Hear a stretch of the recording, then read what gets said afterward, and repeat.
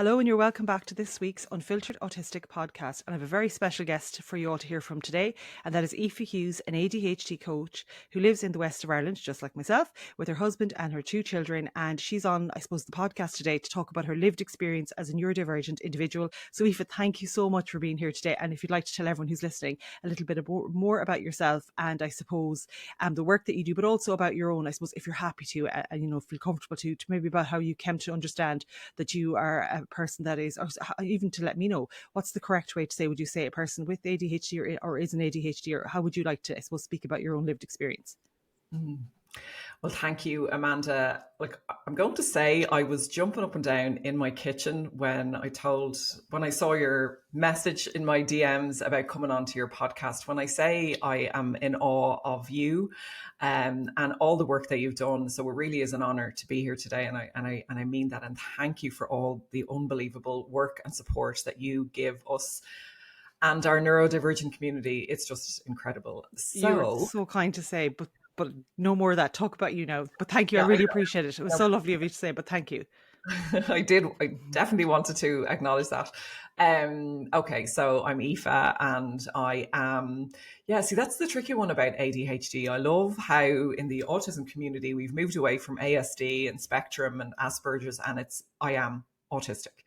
And with ADHD, it's hard because it has the word disorder in it, so it's quite stigmatizing and it doesn't really represent how our brains actually work. It talks about attention deficit, but it's not, we don't have a deficit in attention, paying attention. It's regulating our attention. And then it talks about the hyperactivity, but for many girls and women, the hyperactivity isn't physical, it's cognitive. So I like to describe myself as an ADHDer. That's the way I roll. I like the little ER at the end of it because it kind of humanizes it a little bit more than ADHD. I was diagnosed in 2021, just 2 weeks shy of my 43rd birthday. And I mean, I'd read Gabor Mate's book, Scattered Minds, and it was like reading my life story when I read it. And so the diagnosis was just reaffirming kind of what I already knew. But I didn't really realize the magnitude of what would come after I got the diagnosis. And I think this is the piece that so many people don't realize, is that we all fight so hard to get the diagnosis, to get the validation, the acknowledgement and the understanding. And when we get that, there's a massive relief and it's like, okay, great. But then that's when it really starts. It's like, okay, well, what does this actually mean? And how much has this been impacting me? And there's like, I don't in any way grieve about being an ADHD or being neurodivergent. I grieve about what could have been if I'd known sooner. I am very sad about the state of our current world and how we have to fight as a neurodivergent community to be seen, to be heard, to be valued, to be respected, to be recognized, to be understood, both personally and as a parent and for my clients. That's something that I grapple with on a day-to-day basis. So when I got my diagnosis, I was teaching and I was in my 20th year of teaching. Now, I'd dipped in and out over the years with career breaks and maternity leaves and different things. But myself and my husband, we were going to America. I had 2 years of not being allowed to work, and it was a gift because I was so broken from the education system. I loved working with my students, but I knew nothing about neurodivergence, even though I was one, even though I read 100 reports from different children. I did not have the training or the understanding to the level that as teachers we should have. And it's not teachers' fault, it's the system and it's the training and it's the powers that be in the education system. So when we went to America for the 2 years, I took the time to decompress from my teaching career and to process my ADHD diagnosis. And part of that was I signed up to ADCA, which is the ADD Coach Academy in New York. And if you want to become an ADHD coach, there's 2 modules that you have to do prior to training with them to become a coach. And it's literally, it's over 50 hours, but the first half is learning purely about ADHD, and the second half is applying it to self stuff. So I found that really intense. It was really cathartic, but that's when I learned about ADHD. And then with that came a deeper understanding of myself, of all the challenges that I've experienced. Also, my creative brain. I mean, I went through school believing I was bad at art, and I was constantly scolded for the art that I would produce, the visual arts. So I internalized that as, well, Aoife is not creative, but yet I directed musicals with 60 children twice when I was a primary school teacher. I choreographed a flash dance, and I've no training in either. And I've gone on to do other things. So understanding that I'm really creative, but not in the academic sense, the school sense, the visual art sense. So yeah, so when I immersed myself in ADHD through ADCA, it was absolutely fantastic, and it was really, really hard. I took a break then for a while because I was exhausted, but through all of that process, myself and my husband had a chat, and I knew that when we moved back to Ireland, I didn't have the energy to start all over as a teacher, because when you move schools in Ireland as a teacher, you start at the bottom. It doesn't matter how much experience you have, you start at the bottom in that school. So I just didn't have the energy for that after working for so long in the system and having all the experience that I did. So I decided then to do my life coach training, and to set up, then when we came back to Ireland, decided to set up what was called at the time Be Well, Do Well. And essentially what that was is we developed a mental health education program, pulling from all the leaders in the field. And for the first time ever in my life, I was an academic. Like, I've been reading nonstop for the last 7 years about ADHD, mental health, the brain, neuroscience, everything, and most recently autism. And I can't get enough. And the more I read it, the more I learn, the more I wonder, okay, why is this not out there?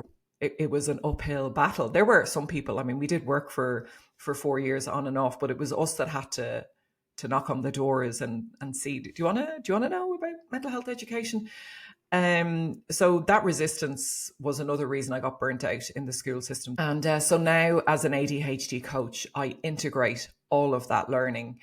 I've seen it with all my clients. It elevates their experience exponentially when they understand their brain on a basic neuroscience level, when they understand the science behind how they think and act and feel. And when they understand that, then they can develop a true understanding of ADHD, neurodivergence.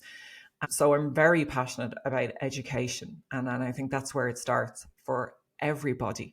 And especially for neurodivergent children. Like, they need to learn and understand about their brains. They are the most intuitive, cleverest, wisest people on the planet. And I think by not sharing with them the science of how their brain works is a disservice. The ripple effect when you empower and educate parents is really powerful and really positive.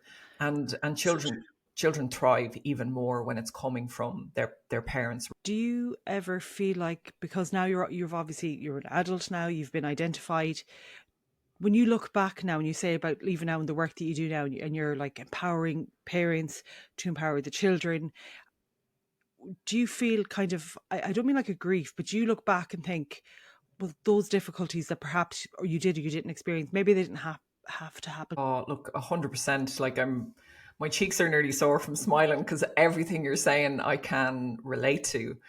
And, if I look back at friendships, there's so much I wish I'd known. When I look back at my basketball career that could have been so much more prolific, I have a real sadness about that, actually.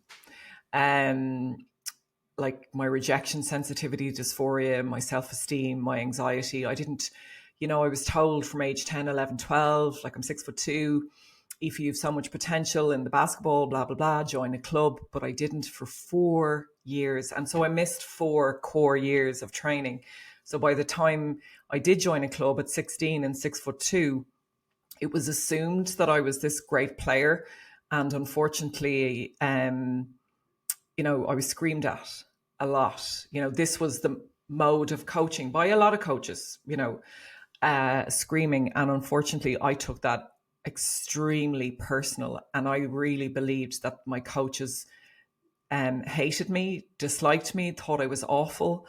And so knowing, if I'd known I was neurodivergent and if I was able to share that with my coaches, and it's not about, you know, wrapping me in cotton wool. This is the pushback you get from people, like, what am I supposed to do? Wrap you in cotton wool? And it's like, no, just a simple conversation. Aoife, if I'm shouting, that's because my brain is excited and I'm just trying to think of all the things. And I've got 10 players that I have to coach, and 5 are on the court and 5 are on the bench. If I'm shouting, I'm not shouting at you. My shouting does not in any way determine whether I like you or not. It's just I'm my brain is in a sense of urgency. So this is not about you.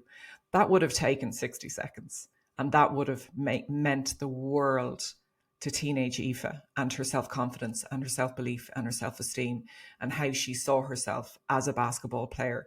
And ironically, it was all females. I don't have, I had a good few male coaches as well, and they were all, I don't know, they shouted, but it wasn't in a way that made you feel like really bad about yourself. But with the females, like I remember one coach screaming at me in front of the whole gym, Aoife Lynch, you're the most unfit child I've ever seen in my life. And that was a running joke for years with my friends, but it wasn't until, and I was I have a great sense of humor and I was able to laugh at myself. But it wasn't until I learned about, the brain and all the things later on in life that I reflected back and I was like, whoa. I mean, that was the most shameful thing you could say to this 6'2", hypersensitive, neurodivergent girl. But I think what really bothered me is that nobody said, well, what's happening that Aoife isn't fit? And the simple story is I didn't come from a sporty background. Like my mum was great at bringing me out for walks. Like we lived in nature, but my mum wasn't a sports person. So I didn't know how to get fit. Nobody told me what getting fit looked like, sounded like, and feels like. And when you say something and you assume that the child in front of you understands, like you might as well have said to me, like, Aoife, like you need to go and speak Chinese. I don't know how to do that. And this is the other thing. It was the same in all my school reports. Aoife has so much potential. Aoife has so much potential. I mean, it's the most horrible statement that any teacher can write in a report and any child can read. And back then, parents would be like, look, you've so much potential. Why aren't you reaching your potential? And it's like, well, I don't know what my potential is. Like, what do you mean? Like, it's so abstract to the neurodivergent brain. And, you just need to pull it back and clarify. Aoife, you've an amazing maths brain. What's happening that you're not excelling at maths? Aoife, you're really creative, but visual arts aren't your strength. How can we use that strength of creativity to help you in your but other also subjects? reflecting back into the professional, how can I support you? First of all, to understand that you have all of this potential, but also how can I support you? And like, even if I think of Dr. Bearden's theory, autism plus the environment, you could even apply it to ADHD plus the environment. That environmental context is obviously not just the teacher or the physical environment, but all of the people that surround the young Aoife to help her understand that, first of all, the shouting actually was not helpful and also just not a very nice thing to do to anybody. But also then, even to have given you the perspective that sometimes in sport, when people are heightened, that this is unfortunately or fortunately the way that they communicate, like, come on, get moving. But the point is, your young, vulnerable person that's neurodivergent doesn't yet know fully that you are neurodivergent, but perhaps people around you could understand that you're a little bit different. And if they had just decided, well, perhaps because we know Aoife's a little bit different, she's come into this game at 16, and perhaps we don't know that she's had that specific sport. I wouldn't be able to run, let alone I might run for a scone, but that's about it. But maybe hasn't had that opportunity, as you would say, for that skill set of like sporty type upskilling. Like I wouldn't even have the language because I'm the least. But maybe instead of asking why you can't, asking how can we support you to get to where you need to be, if that makes sense. Do you think that approach would have been more helpful? 100%. And this is, well, the other thing, if you go back to, so Dr. Bruce Perry, he's one of the leaders in the field of trauma. And, himself and Oprah wrote a book called What Happened to You? So the trauma-informed question is, what's happening that Aoife is coming back year on year in September, not fit. What's happening that Aoife isn't reaching her potential in maths? What's happening that Aoife is extremely emotional and struggling and not able? What's happening that Aoife is, not going out with her friends at the weekend? What's happening? Do you And feel that's that the that was the trauma way it informed was approach. back in those days, or do you feel it's similar now? Because if you're working still with schools or directly with schools, do you feel like it's changing a little bit in the way that people are perceiving, or do you feel there's more work kind of to be done? Okay, it has changed somewhat. But I did a talk in a school recently, and I was talking about ADHD, and I spoke about movement. But I'm not talking about getting up and going out and doing a couple of laps. I'm talking about, well, first of all, they said, okay, yeah, we hear the movement thing, but come on, like, what else can we be doing? And I'm just like, well, do you see those seats that you're sitting in? Because they were sitting in a classroom. I was like, how comfortable are they for you right now? Anytime you talk in front of teachers, if you give a talk, they fidget, they talk to each other, they move, they get up and they go to the bathroom, but it's all okay. Now, can I just say I was a teacher as well, and I used to also give out to my students because I thought that was, I came from up until I learned all this information, but in my early years, I cringe at the teacher I was because I thought this was the norm. But we've such a long way to go now. I know teachers are burnt out and they're exhausted, but I'm also, all the stories that I hear, parents crying at their wits' end, and so many parents of ADHD students where their children are holding it together in school and falling apart at home, Coke bottle effect. And as a parent, where do you go? And I see a lot of parents are still in fear of the education system, and that they're still afraid to advocate for their children. And so when I say movement in the classroom, I'm like, just let them get up and walk around. Let them stand up at the back of the classroom when you're teaching a lesson. Why do they have to sit there? Or compromise, or collaborate with your students and ask them, because I had a group of cubers in my class. There was about 6 boys, and they had Rubik's cubes, and they were amazing at them. And I was just like, so my misophonia was off the charts if I heard this Rubik's cube in the background, while I'm trying to teach something. So I was like, lads, I know you love the cubers, but my brain can't cope with the cubes, while I'm teaching.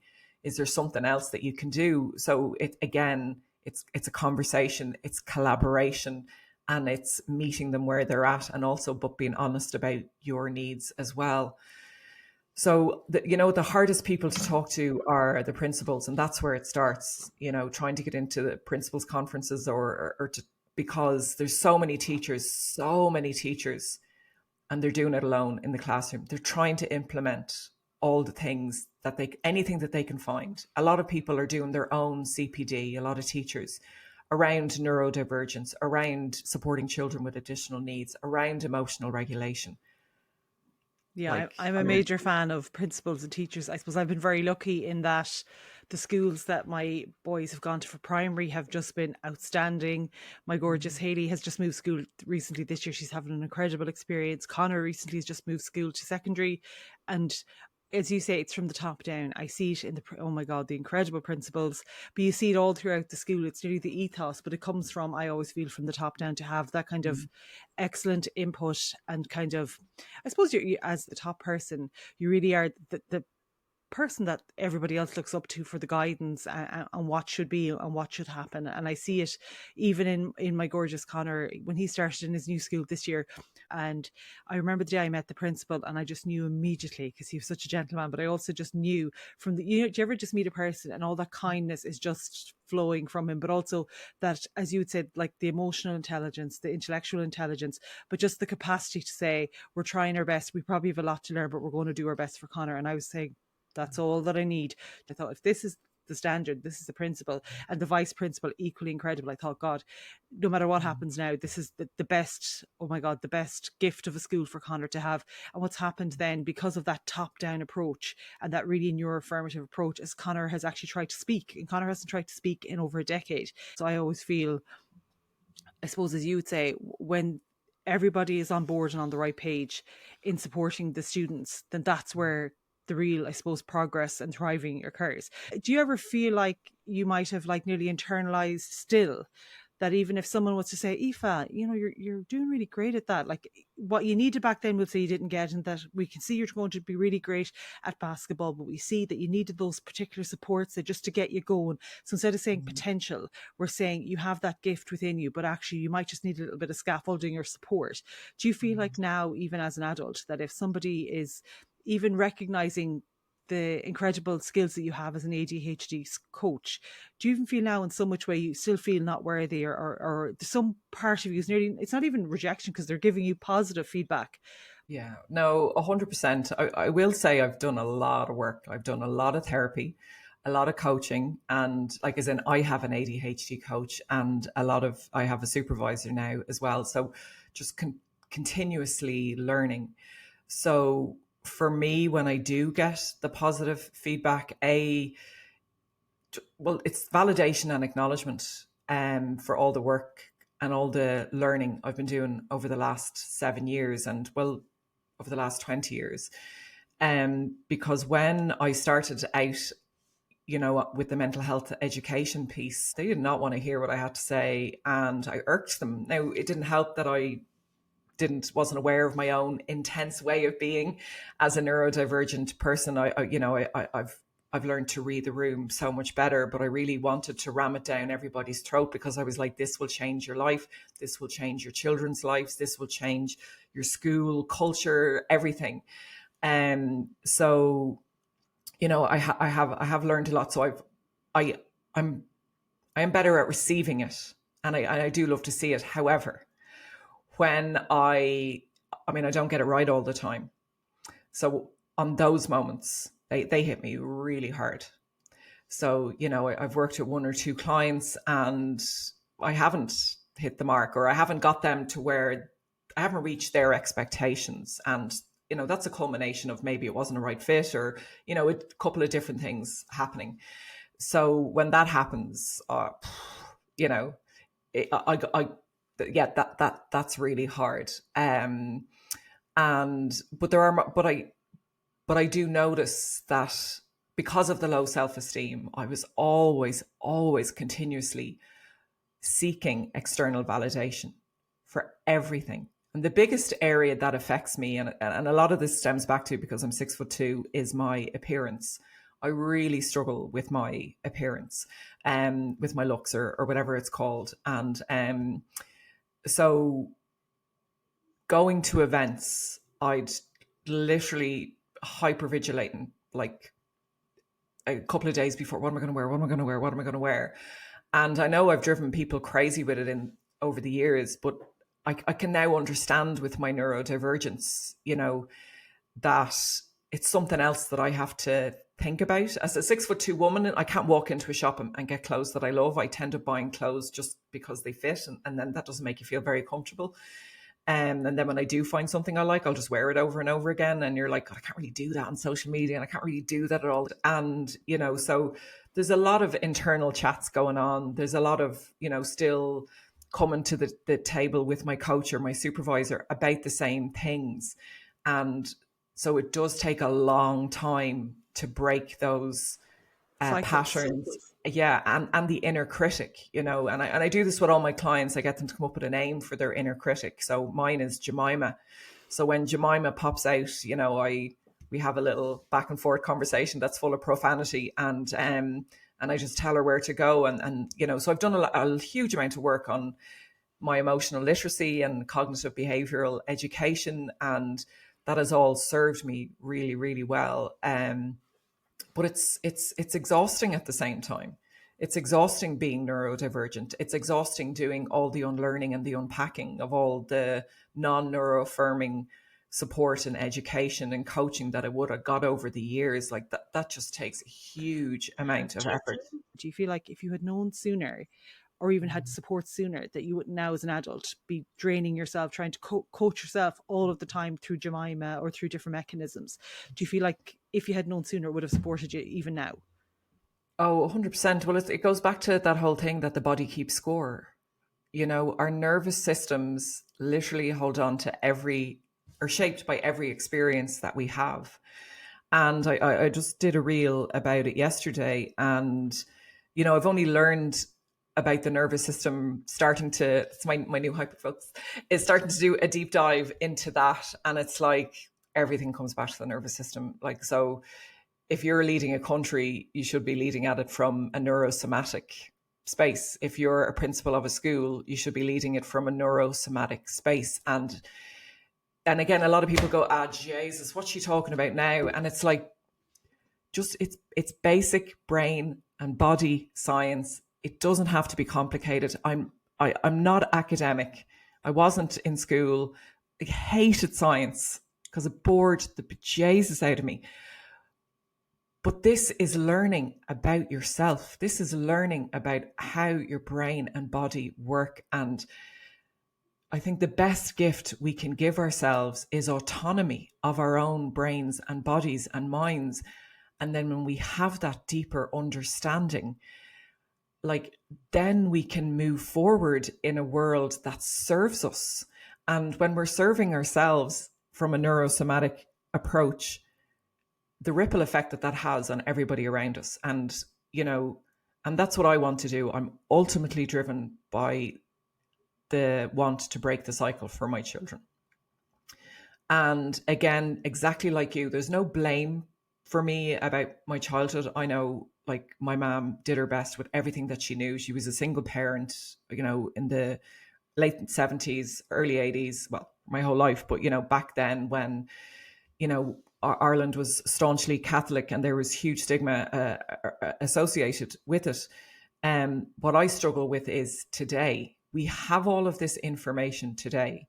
And even if you don't know it, but I'm sharing and I'm telling you about my neurodivergence, it's the resistance to learning what people are trying to share today that I really struggle with. And I just think it's so unfair and it's so unkind. And even if you don't understand, you don't have to understand it. You don't have to understand me. But if I share with you that I can't stay in this restaurant because the music is too loud, or I need to leave after 2 hours because my social battery is drained, that you go, okay, that's what Aoife needs. And what I'm definitely doing now, Amanda, and I heard it there when you were talking, it's that ownership, acceptance, and permission.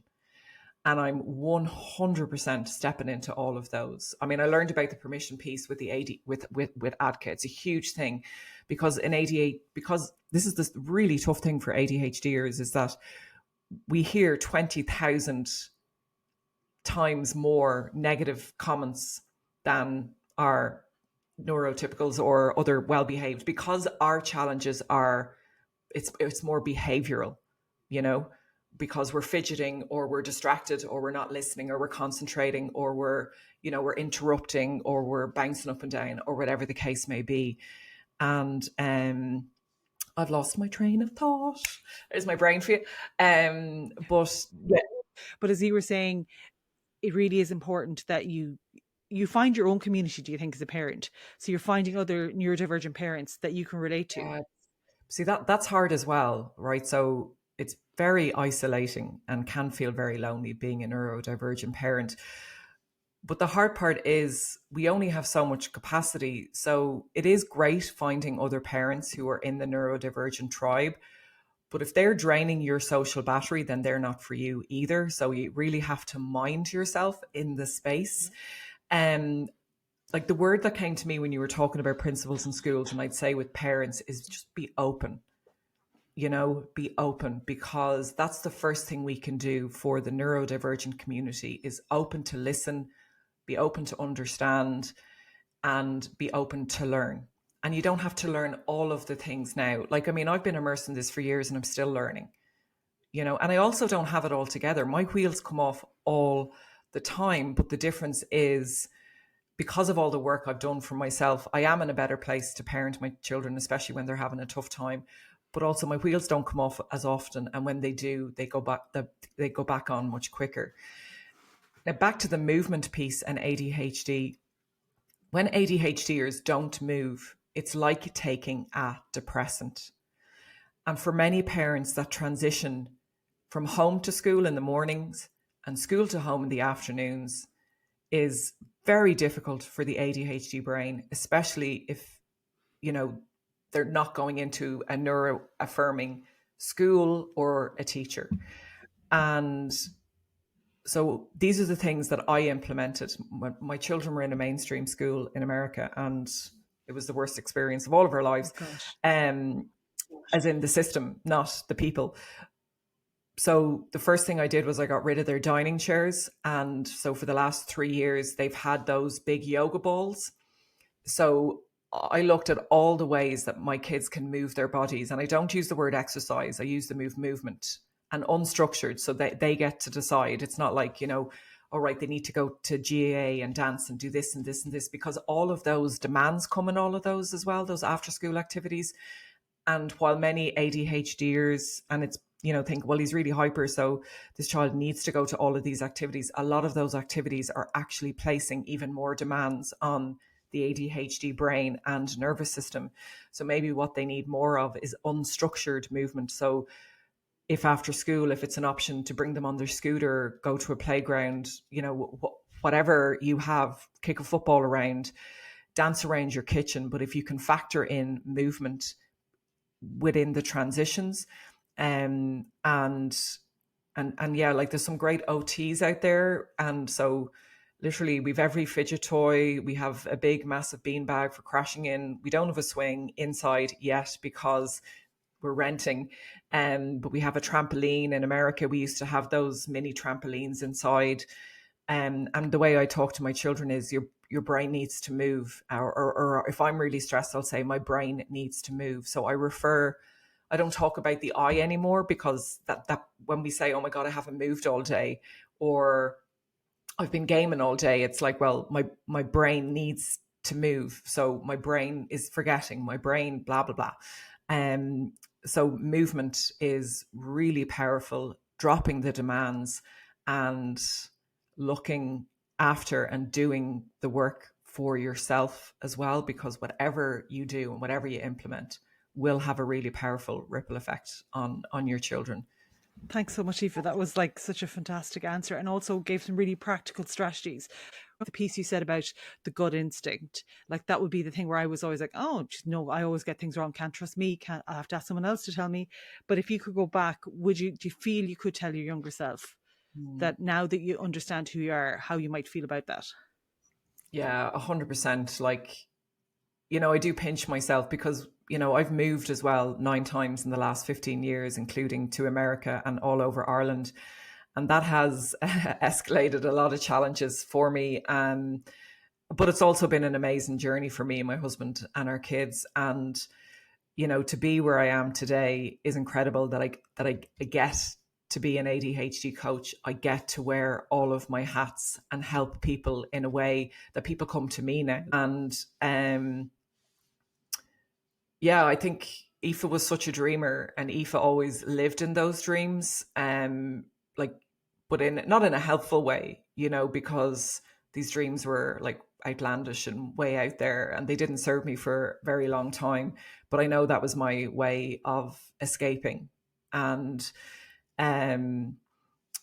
so I have actually been, funnily enough, looking at pictures of myself recently when I was younger, and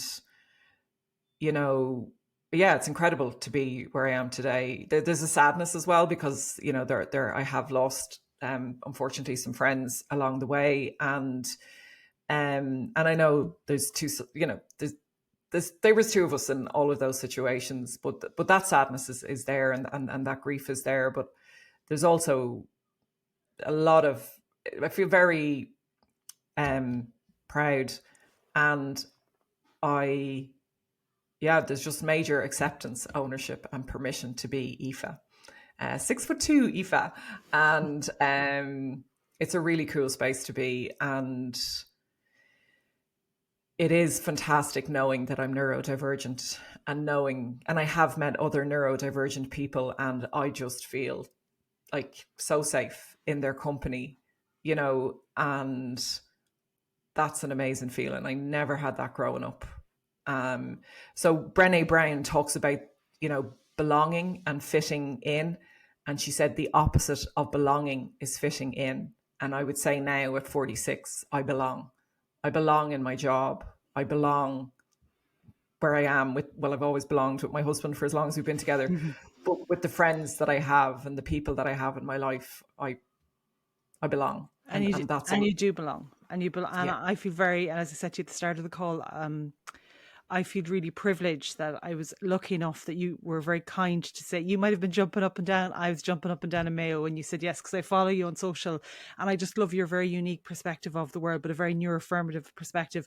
But what I like most about everything that you post, it's very authentic and it's very real. And as I often say, through Little Puddins, all I ever wanted to do was give a real life lived perspective of what it's like to have autistic children, to be a parent to autistic children in Ireland. And I think you're really doing such a service to the community by giving that ADHD lens, and even the snapshot there that you gave of some things that parents could do. And as you say, starting from the top down, from yourself down, and that ripple effect. And sometimes we forget about the impact that we can have as parents, positive or negative, and how we approach understanding and accepting our children. I think you also gave a really very vivid and vivacious perspective of what it's like to grow up without that information and what it's like to not be surrounded by, through nobody's fault at the time, because I mean I grew up around the same, we're very close in age, around that time as well, and it wasn't that people weren't trying hard enough, it's just it wasn't, the information wasn't there. So when you say that you belong, you do belong, and you're an incredible part of the neurodivergent community. I'm sure everyone listening will agree that you're also an incredibly inspirational person to listen to, that all of the things that you've achieved in your life, all of the supports and all of the hard work that you've put into to create the ADHD coach that you are, but also the positive impact that you're going to have going forward, that you're going to support other children, other teens, other adults, and indeed professionals in their working careers to feel like they belong, and rightfully so. So a huge thank you to you, Aoife, for joining me today. Huge thanks to everyone for listening in. And at the description part of this podcast, I'm going to have all of Aoife's, I suppose, links and her email, if she doesn't mind, if any parents or indeed ADHD people might like to contact her, and more particularly her social media handles as well. So it's all going to be there for you, and you'll be able to follow along Aoife's incredible ADHD journey online. So a huge thanks to Aoife and to everyone for listening and watching today. So thank you. Bye. Thank you. Thank you.